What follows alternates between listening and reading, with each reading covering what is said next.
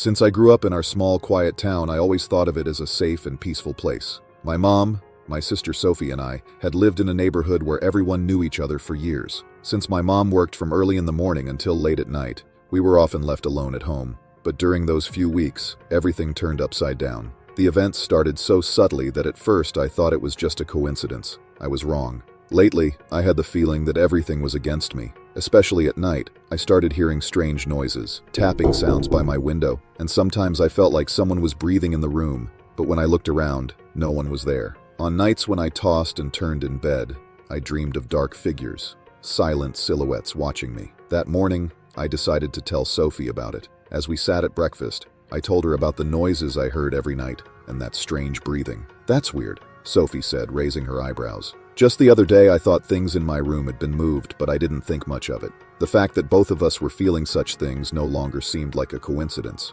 One night, those strange noises intensified. Again, the tapping by my window. This time it was clearer, closer. My heart began to race. As I approached the window, I heard footsteps, as if someone was right outside. I slowly pulled back the curtain and no one was there. Everything looked normal, but my rapidly beating heart wouldn't calm down. I wasn't alone.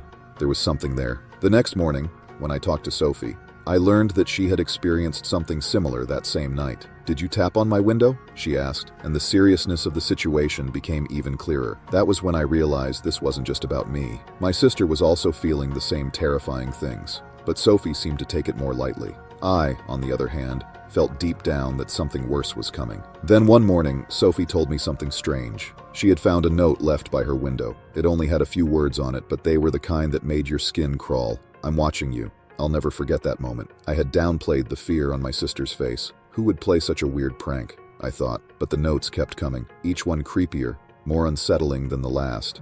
"I know which blue shirt you wore today. I watched you while you were sitting in the yard." It was becoming clear that someone had developed a disturbing obsession with Sophie. Even so, I kept trying to find a rational explanation in my mind. Maybe someone from the neighborhood was playing a bizarre game, but every passing day made that possibility seem more and more impossible. One night, when our mom was at work, we were alone at home. Sophie was in her room studying. I was downstairs watching TV. I noticed something move outside, a shadow moving through the grass in the backyard. At first, I thought my eyes were deceiving me. I rushed to the window, but there was nothing. Still, a deep fear settled inside me. That shadow was real. The next morning, we found footprints in the backyard, muddy prints, right under the window. At that moment, things became more real and far more terrifying. Someone had been walking around our house watching us, and they had probably been doing it for a long time. Sophie would wake up at night, terrified, saying she felt like someone was watching her. She said she could feel someone in her room while she slept. Even though I tried to suppress my own feelings, deep down, I had started to believe that these silent eyes were indeed watching us. But the full truth didn't hit me until everything was revealed. That night, I decided to check every corner of the house to put Sophie at ease. I looked everywhere, but I found nothing, until I got to Sophie's room and approached her closet. The door was slightly ajar. My heart raced. Slowly, I opened the closet, and the biggest nightmare of my life was waiting for me there. Curled up in the corner of the closet was a man, silent, motionless, and watching us with those eyes. His cold stare froze me to my core. I screamed and backed away. Suddenly, the man bolted out of the closet and fled from the house. At that moment, everything became clear. This man had been living with us for months, following us, entering Sophie's room, and terrorizing us with his creepy notes. The police arrived quickly, and they caught the man shortly after. During their investigation, they found out that he had been living in the attic for months. The thought of what he might have done in Sophie's room still keeps me up at night. Although I think it's over, I know the fear inside me will never truly go away. Those eyes were always on us, and we realized it far too late.